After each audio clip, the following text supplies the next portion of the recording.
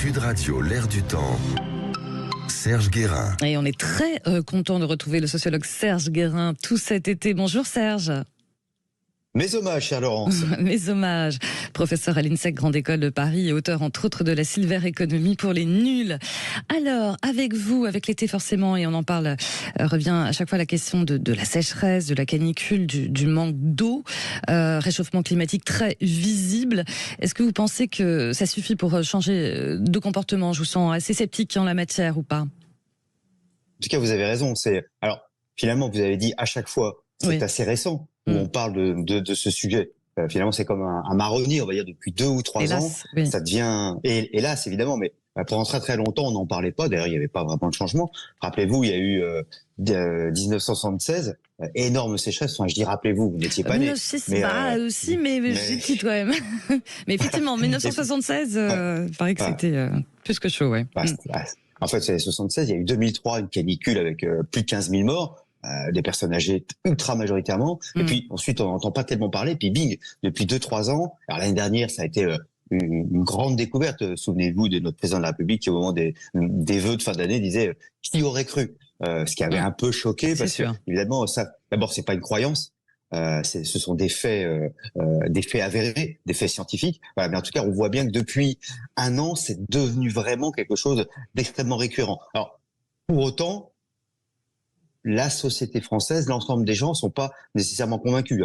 Toutes les études montrent, là, il y avait une assez récente qui montrait que 22% de la population ne pensait pas qu'il y avait de réchauffement climatique. Oui, alors, je rajouterais, Serge Guérin, là, il y a même eu un sondage d'Ipsos, où là, ça va même encore plus loin.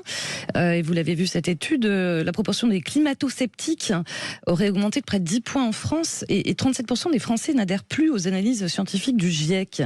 Comment on peut l'expliquer, ça ? Alors, il y a beaucoup de choses. D'abord, le terme lui-même est pas très bon.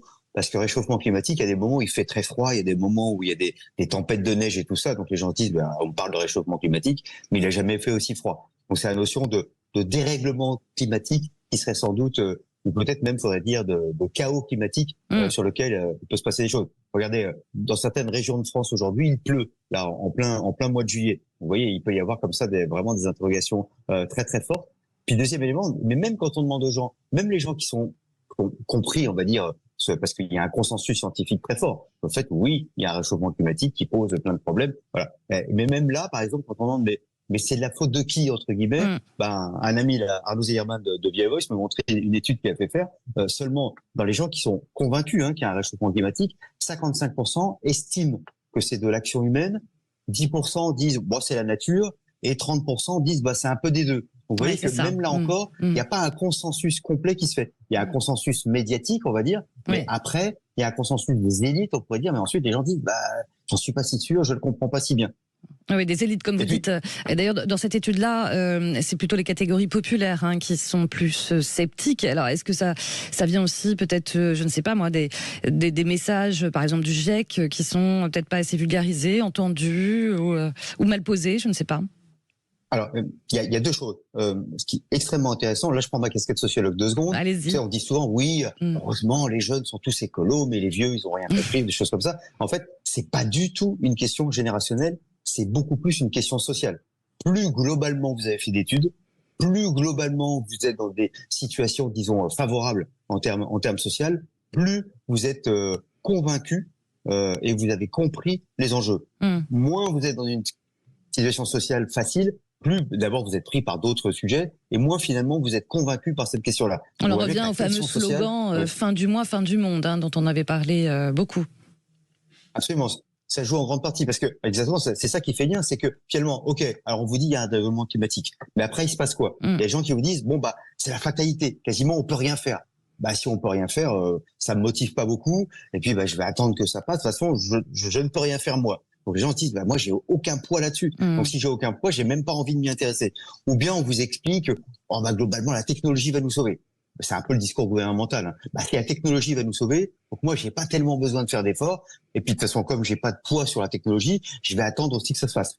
Ou bien c'est un peu le discours des écolos, des partis écolos aujourd'hui et tout, c'est un discours plutôt positionné très très ultra gauche, et on va dire c'est la faute de ceux qui font des barbecues. Enfin, on va faire la leçon à un certain nombre de personnes, et les gens se disent mais moi ils sont en train de m'attaquer, ils sont bien gentils. On va dire oui, il faut pas prendre la voiture. Enfin moi je suis à 40 km de mon emploi, vous êtes bien gentils, mais je vais pas prendre un Vélib. Quand j'habite à 40 km de Provins, je vais pas aller. Voilà, vous voyez, donc il y a plein de moments où finalement on exclut les gens, et après on s'étonne qu'ils soient pas participatifs du sujet. Donc je crois qu'en effet, il y a un échec assez fort dans la communication, dans la pédagogie et dans le respect des personnes, en disant c'est pas de votre faute à vous, bien sûr. même si votre comportement faut avoir un effet, mais la situation globale est celle-ci. C'est ça. Et ben on restera sur ce message-là. On a bien compris que le côté punitif, ça fonctionne toujours pas. Merci beaucoup pour vos éclairages, Le Serge. cucu, ça marche assez mal. Et ben voilà, le pampan cucu, ça marche assez mal. Ce sera le mot de la fin. Merci Serge Guérin. Merci à vous. Bon week-end. Et vous aussi, bon week-end. Voilà, on se retrouve bien sûr le week-end prochain. Merci.